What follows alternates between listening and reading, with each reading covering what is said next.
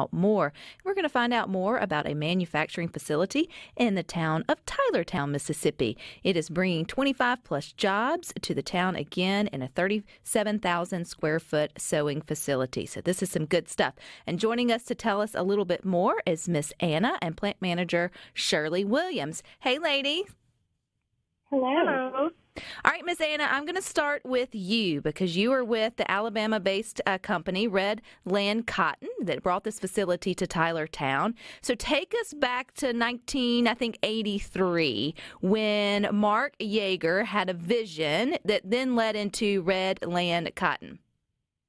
Yes, ma'am. So my dad is Mark Yeager, and he started his farm in 1983.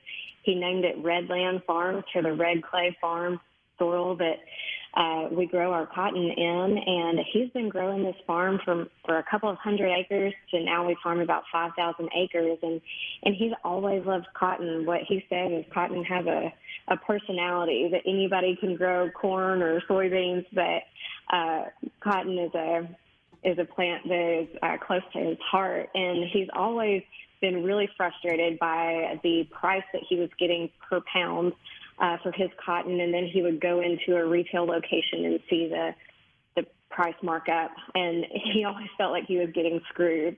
And so that's really why he decided to start Redland Cotton, and we partnered together in 2016 to start creating this American-made supply chain. That was always very important to us.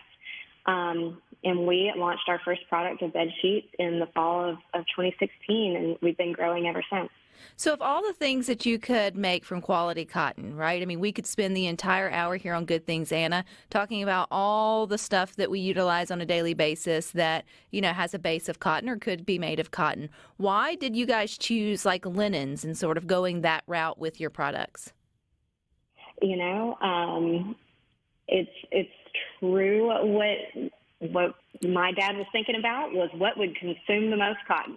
And he looked at a good as wide as a bed sheet and said, that's what I want to make. And it turned out to be one of the more complicated things that we could make.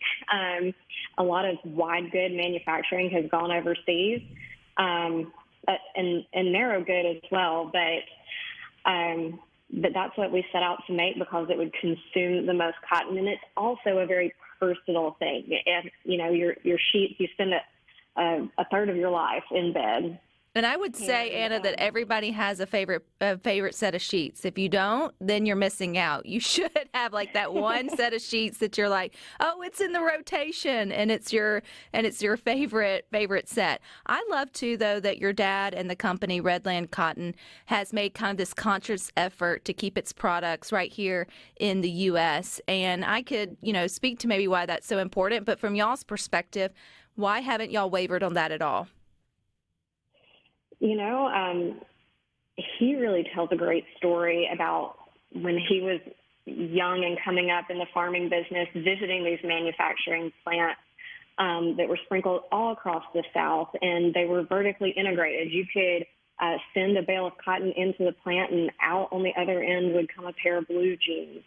And he has personally watched all of this away.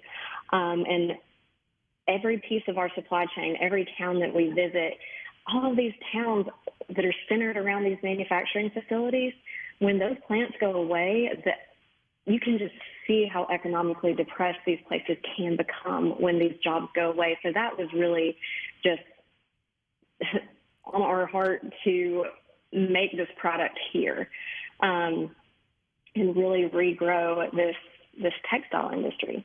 Which you are regrowing or expanding, which means business must be good for Redland Cotton, so we can't hate that. And you're expanding it into Mississippi territory, which we appreciate, and bringing it to Tylertown. So, Anna, how did you guys at Redland Cotton out of Alabama get connected with the good folks of Tylertown, Mississippi? So cut and sew has always been a kind of a thorn in our side and really impacting our growth. And what we were looking for was somebody to run a cut and sew plant for us. And that is how we found Miss Shirley. And we tried to get her to come to Alabama, and the great folks in Tylertown were like, no, y'all, we have a building here. Y'all need to come and start a plant here. And we went and visited Tylertown and decided to do it. And it took a while to get started, but we're humming along now and could not be more happy to be there. Miss Shirley, I love that you put your foot down for Mississippi and your town of Tylertown there, knowing that they could rise to the occasion for whatever Redland Cotton needed. When's the first time you heard of Redland Cotton and the opportunity to bring the plant to Tylertown? It was about a month before I met Anna. I think it was in August, and I met her in October. Face-to-face, but we had did a couple of phone conversations in between August and October. Now, I know this wasn't your first introduction to sewing or cutting and sewing, as Anna sort of mentioned. I read where you were 23 when you first picked up sewing. What drew you to that skill? Well, it was my first job when I came out of school, and I had no idea what I was going into, but I said, I'm going to apply for a job in the factory.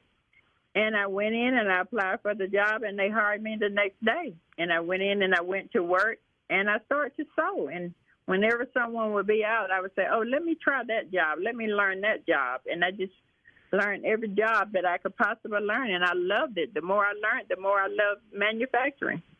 Well, sewing is one of those skills I feel like everyone used to know at least a little bit, how to sew on a button or how to hem up some pants. But like cooking and so many other things, it's kind of just, fallen by the wayside of things that we pass down to our kids. So to hear someone who, has made a career out of sewing, or that it still can be a vital, profession, to me is exciting. Now, you went above and beyond of just sewing, Miss Shirley. You actually had some unique hands-on experiences within the profession of sewing. So what are some of your most memorable, moments? Probably my first trip to Haiti to set up a factory in Haiti was very, very, it was an unusual experience. First time I had ever been out of the country, and I didn't have no idea what I was going into, and it was just totally, totally different. When you go to Haiti to sort of set up the manufacturing, Ms. Shirley, what does that look like? Do they already have the building? Are you training other men and women on how to use the machines? What was sort of your piece to that puzzle? They had the building and they had the machine. They had no idea how to make children's sleepwear. We were specialized in children's sleepwear, which take special testing procedures, special sewing requirements, special measurements on certain operations. And so we would have to set that up from the cutting all the way through the packing. And I would train each section and set it up. How long were you in Haiti, Miss Shirley? I was in Haiti about 3 years. That's quite a time to be over there and then head on and then coming on back home. Is Tylertown home for you, Miss Shirley? Were you born and raised in Mississippi? Yes, I was born and raised here in Tylertown. Now, Anna was mentioning that reviving the textile, industry in Mississippi, or at least there in Tylertown. Prior to you going to Haiti, which factory or what products did you make there or help make there in Tylertown? We made children's sleepwear. The company I was with, we were specialized in children's sleepwear. We were probably the largest manufacturer of sleepwear, children's sleepwear in the United States. Is that still going on in Tylertown, or like Miss Anna mentioned, is that one thing that kind of withered away? No, it no longer exists. It's not here anymore. So how exciting was it to your fellow seamstress or seamstress men? I don't know the name for that, Miss Shirley. When they got the word that there would be a new opportunity coming to town. Could you repeat the question? I didn't hear you. How exciting was it to hear that there would be more opportunities for seamstress in Tylertown? Oh, I was very, very excited because I think it's such a waste of talent, and there's so many people that's still around that can sew, and you have a lot of people here that's eager to learn to sew. So I was very excited for this opportunity to come along. Well, I know you and the other 25 plus people are excited to have Redland Cotton in Tylertown manufacturing their linens and more. And we're going to learn great company. We're going to learn more about this story, Miss Shirley and Anna, coming up next. We're finding out more about American grown and sewn bedding from Redland Cotton, which is using local talent in Tylertown, Mississippi, to ensure they are keeping textile manufacturing right here in America. And I think that's a good thing. And Anna, I can see why Miss Shirley would be a great fit for the Tylertown plant. You probably, no wonder you said, okay, Miss Shirley, you get it your way. We're coming to you. We don't want to lose you at all. And so you said you're up and going for a little while. How long has Redland been operating now out of Tylertown? Yeah, so we're crazy people. We started the plant in Tylertown in October of 2020. So we've definitely seen our COVID ups and downs and supply chain issues and employment issues. So I feel like we've kind of been tried by fire here and come out better on the other side of it. So what's coming out of the plant there in Tylertown? If those listening to Good Things is like, man, I'd love to support a product that's being, manufactured right here in our state. What is the manufacturer there sewing and putting together? Yeah, so the team there is cutting and sewing all of our basic sheet sets, our pillowcases, duvet covers, shams. They're also making our loungewear there. So almost all of our bedding is being made in Tylertown, and they're killing it. They're putting out about 500 to 800 sets a week. Miss Shirley, you're not working your men and women too hard now, are you? No, we enjoy every minute of it. They love it here. The people are very happy.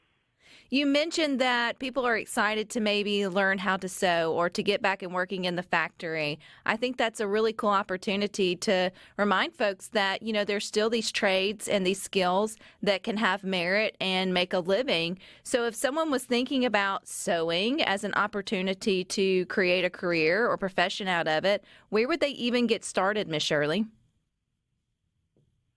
Well, first, they have different training programs here. They have some at Southwest that they're giving, but we also do a week or two training here on new operators, training you how to thread the machine, the speed of the machine, and things, just the basics to get you started.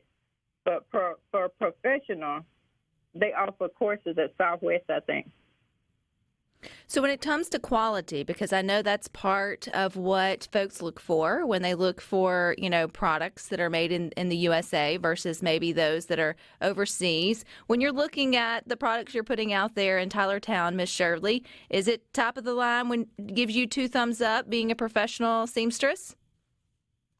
Most definitely, because we have a quality inline program where based on a 4.0 grade system. And we check it at the end of the line based on a 2.5 grade system. So we send out a top quality product.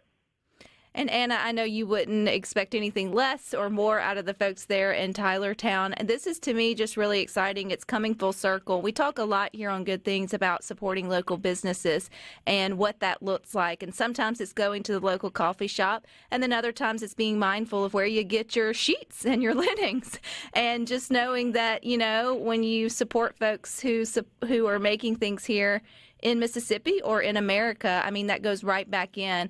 I know from like a financial standpoint, when we choose linens made in America versus linens that may be cheaper for us, do you know about how much of that goes back into our local economies versus the other? Well, to me, it could not be more important to just put in that little bit of time to find out where your product is coming from. Because, I think our plant in Tylertown is the perfect example. Like, we saw a ton of growth in 2019 and early 2020. And, we decided to invest those dollars that we were seeing into our own manufacturing and creating jobs, It definitely didn't we did not see it. We wanted to put it back into our communities. We've hired people in our hometown in Moulton, Alabama, and now growing this business in Tylertown. It really does have a trickle-down effect. It really does. And I think even if you, not necessarily the numerical number that was drive home the point would just be when you are conscious about where you're spending your money, even from your latte all the way to your linens, then you can have an impact on your community. And even if Tylertown's not your hometown, it still impacts Mississippi. It still impacts the South or, the United States positively when we look for those products made. I love that this is two states coming together to share their equal talents to create a great product, right? It's still as local can get, right? I mean, when you're talking about businesses that are growing and sort of expanding, are you guys going to keep expanding? I mean, is there room to grow there in Tylertown, or what can we see in the future out of Redland Cotton? Yeah, there certainly is. We're working right now on a new knit loungewear product offering that's going to be manufactured in Tylertown. So I know we're working on the fabric side of that right now and getting the machines in there that we need to produce these products. So we're definitely still growing and still expanding. And like you said in the upfront, that's a 37,000 square foot building, and we can do a lot more in it. Well, I feel like this is just the first of many good conversations that will be had about what Redland's doing there in Tylertown. Miss Shirley, we're seeing these beautiful photos of the wonderful robes and the linens and all of your employees hard at work there in the factory. Do you get to go home and relax in one of those robes? Yes. You earned it, Miss Shirley. You have definitely earned it. I am so proud of you for, again, standing up for Tylertown and knowing that this would be a huge impact to your community and opportunity for those in your town. And you just keep on keeping on. We're going to keep up with all the good things y'all are up to. Okay, thank you so much. All righty. And Anna, if we want to shop linens, shop the robes, shop all the fun things you talked about, where do we go for that? Yeah, you can go to redlandcotton.com. All righty. Well, you keep us updated, and thank you for thinking of Mississippi. And I just think it's an all-around cool story, so thank you for your time. Well, thank you so much.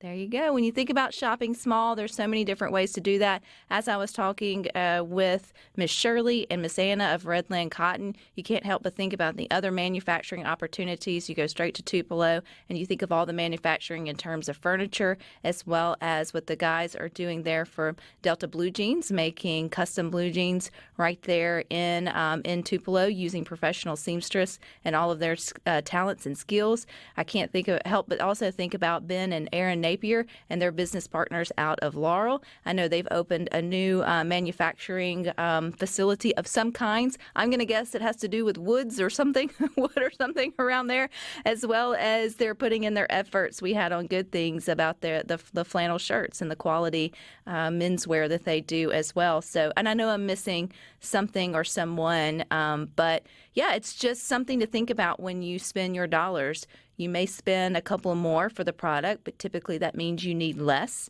in your inventory, and you turn around and put investments right back into our great small towns. And kudos, couldn't we all just use a Miss Shirley in our life that stands up and says, if you want me, you've got to come to me, and I've got plenty of time and talent here in my small town to meet your needs. She's a true hero out of that story. So pretty cool. Chris from Oxford said you've heard advertisements on Fox Business and Fox News Network for them. And yeah, I mean, we're all about Mississippi here, but we don't hate on another state coming into bringing business and jobs into our state for their products and services. Well, think about it this way.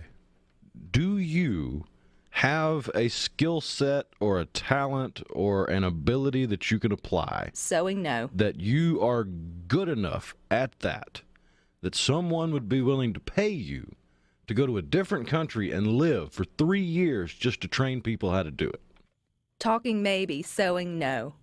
I've got a button that wiggles, and unsure whether it's going to completely detach or not, but I'm very proud that it's hung on for as long as it has for my efforts to resew it. Did your mama ever teach you to sew on a button, hem up some pants? Oh, yeah. Well, not hemming pants. I'm still not very good at that, but yeah, I could do a button. It's nobody's business.